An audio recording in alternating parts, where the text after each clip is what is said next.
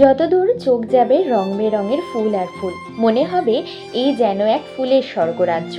বর্তমানে পর্যটকদের অন্যতম ডেস্টিনেশন হিসেবেও ধরা যেতে পারে এটি। এতক্ষণ একটু হলেও বুঝতে পেরেছেন হয়তো।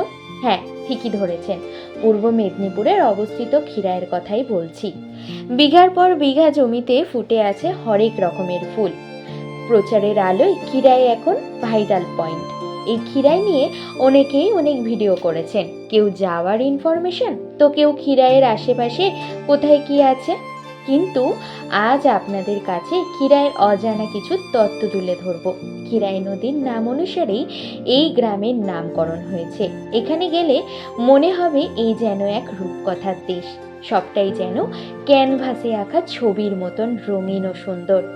জানা যায় দুর্গাপুজোর পরেই কাঁসাই ও ক্ষীরাই নদীর ডান ও বাঁদিকে মাইলের পর মাইল ক্ষেত জুড়ে বসানো হয় চারা গাছ, যা ডিসেম্বরের মাঝামাঝি থেকে ফেব্রুয়ারি পর্যন্ত নানান রঙের ফুলে ভরে থাকে।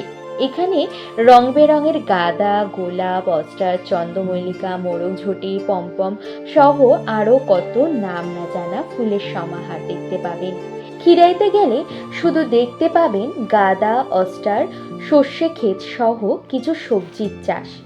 আশেপাশে দোকানগুলিতে যে বিভিন্ন রঙের চন্দ্রমল্লিকা দেখতে পাওয়া যায়, এর মধ্যে সাদা আর হলুদ চন্দ্রমল্লিকা গুলো একমাত্র গাছে ফোটে, কিন্তু বাকি যে সমস্ত রঙের চন্দ্রমল্লিকাগুলি দেখা যায় সেগুলি সাদা ফুলকেই রং করা হয়ে থাকে। কিন্তু দোকানে যে গোলাপ চন্দ্রমল্লিকা দেখতে পান, আসলে এই গোলাপ চন্দ্রমল্লিকা কোথায় চাষ হয় জানেন কি? গোলাপ চন্দ্রমল্লিকা সহ আরো বিভিন্ন ধরনের ফুলের চাষ দেখতে হলে আপনাদের পাঁশকুড়ায় যেতে হবে। পাঁশকুড়া স্টেশনে নেমে টোটোতে উঠে বললেই ওনারা একদম ফুলের ক্ষেতের সামনে নামিয়ে দেবেন। এখানে গেলে ফুলের চাষের পাশাপাশি গ্রামের অপূর্ব রূপ উপভোগ করতে করতে কখন যে সময় কেটে যাবে বুঝতেই পারবেন না। কাকুরের লাল মাটির রাস্তা দিয়ে নিচে নেমে সরু আলপথ দিয়ে হাঁটতে হাঁটতে চাক্ষুষ করতে পারবেন চন্দ্রমল্লিকা, গোলাপ, পমপম ফুলের সমাহার।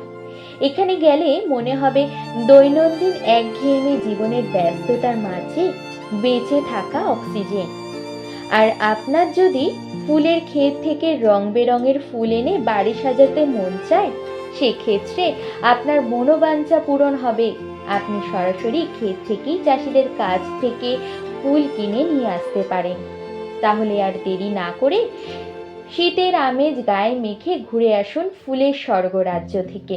আর হ্যাঁ, এই ভিডিওর মাধ্যমে আপনাদের সকলকে একটা কথা বলতে চাই, এখানে গিয়ে ফুল দেখুন, ফটো ভিডিও তুলুন, কিন্তু দয়া করে ফুল ছিঁড়বেন না বা গাছগুলির কোনো প্রকার ক্ষতি হোক এমন কিছু করবেন না, কারণ এই অঞ্চলের অধিকাংশ মানুষের জীবিকা ও জীবন নির্ভর করে এই ফুল চাষের উপরেই। আজ এই পর্যন্ত। পুরো ভিডিওটি দেখার জন্য ধন্যবাদ। পরবর্তী ভিডিওতে এই ধরনের আরও কিছু নতুন তথ্য নিয়ে হাজির হব আপনাদের সকলের সামনে।